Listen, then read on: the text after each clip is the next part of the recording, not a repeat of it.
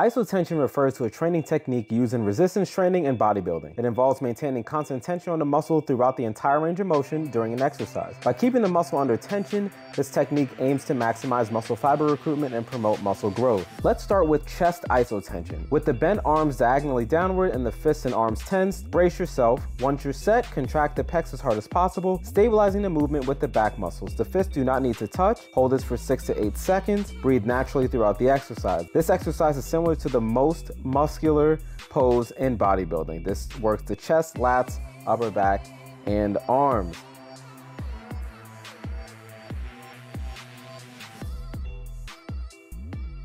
Switching to the back isotension with the bent elbows drawn horizontally backwards and the fists and arms tense, brace yourself, tighten up the core. Once you're set, contract the pecs as hard as possible, stabilizing the movement with the chest muscles. A little different from chest isotension. It seems similar, but they're different. Hold this for 6 to 8 seconds. Breathe naturally. Make sure to breathe for these. The elbow do not need to go behind the body line for maximum contraction to take place. This works the upper back, lats, chest, and arms. Of the two, I find that the back isotension is really potent, but not as potent as the shoulders one right here. With the bent arms held overhead and the fists and arms tense, brace yourself. Once you are set, push the arms back and contract the deltoids as hard as possible, stabilizing the movement with the lat muscles. The fists do not need to touch once again. Hold this for 6 to 8 seconds. Breathe naturally throughout the exercise. This is going to work the shoulders, traps,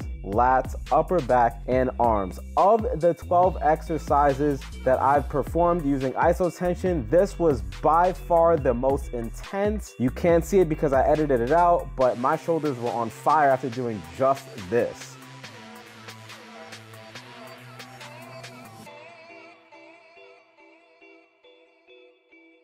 Then we have our lat isotension. With the arms either side of your torso, spread the scapulae, our shoulder blades, as much as possible. Tense the arms and fists and brace yourself. Once you are set, contract the lats as hard as possible, stabilizing the movement with the back and shoulder girdle. Hold this for 6 to 8 seconds. Breathe naturally throughout the exercise. This exercise is similar to the lat spread pose in bodybuilding if this looks familiar to anyone. This works the lats, back, shoulders, and arms. Very great isotension exercise and really good if you're trying to learn posing.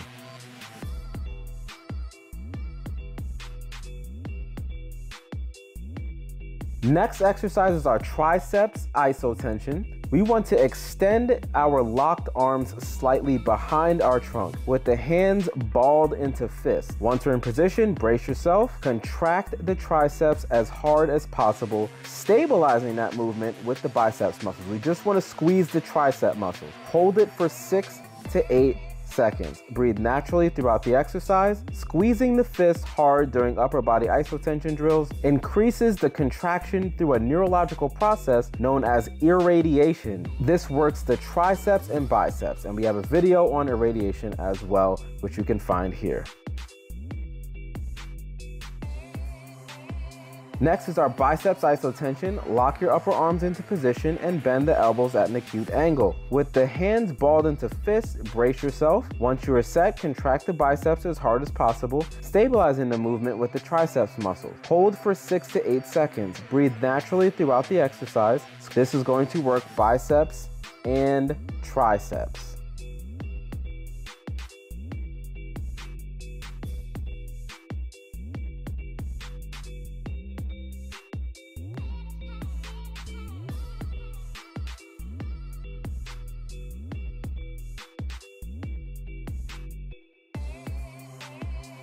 Moving on to our abdominal isotension, extend your arms in front of you. With the hands clasped or balled into fists, brace yourself. Once you are set, exhale fully and curl your trunk forward, contracting the abdominals as hard as possible. Hold this for 6 to 8 seconds. After the first full exhalation, breathe naturally throughout the exercise. For this movement, the antagonist muscles, the spinal erectors, do not need to fire heavily for this, so keep that in mind. Due to the limited range of motion of the trunk, it is going to work the abdominals.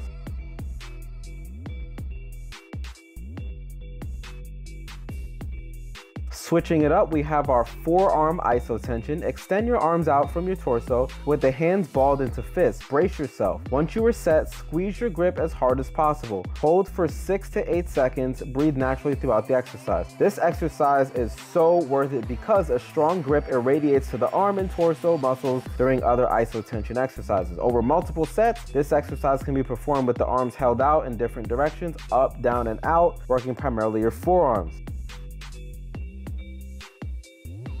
Switching to calf isotension, raise your heels several inches from the ground and brace yourself. It might be helpful to hold on to something if you don't have good balance. Once you're set, contract the calves as hard as possible, stabilizing the movement with the tibialis anterior, which are the shin muscles. Hold for 6 to 8 seconds, breathe. Make sure to breathe through these exercises. This can be performed on one leg or seated. It's going to work the calves and the tibialis anterior muscle. If you were ever wondering how ballerinas and ice skaters have such great defined calves, this is it.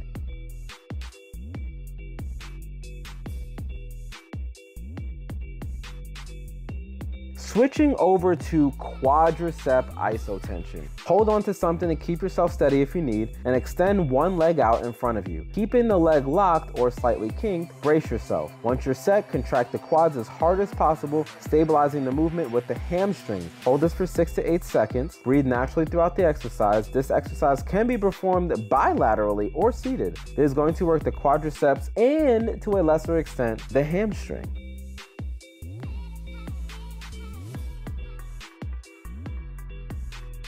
Speaking of hamstring, we have our hamstring isotension.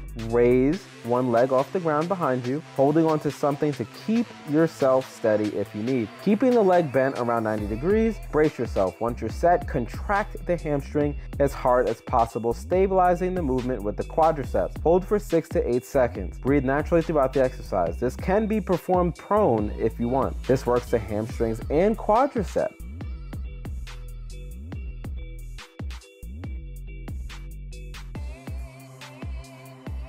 Lastly is our spinal isotension. Lie prone on the floor with your hands behind your head and your legs stretched out. Brace yourself. Once you are set, raise your chest and legs off the ground, contracting the spinal muscles as hard as possible. Hold this for 6 to 8 seconds. Breathe naturally throughout the exercise. For this movement, the antagonists, the abs, do not need to fire heavily, similar to the abdominal isotension we talked about where the lower back doesn't need to fire heavily. This is due to the limited range of motion of the trunk. This works the spinal erectors. Hope you found value in this. We'll see you in the next one.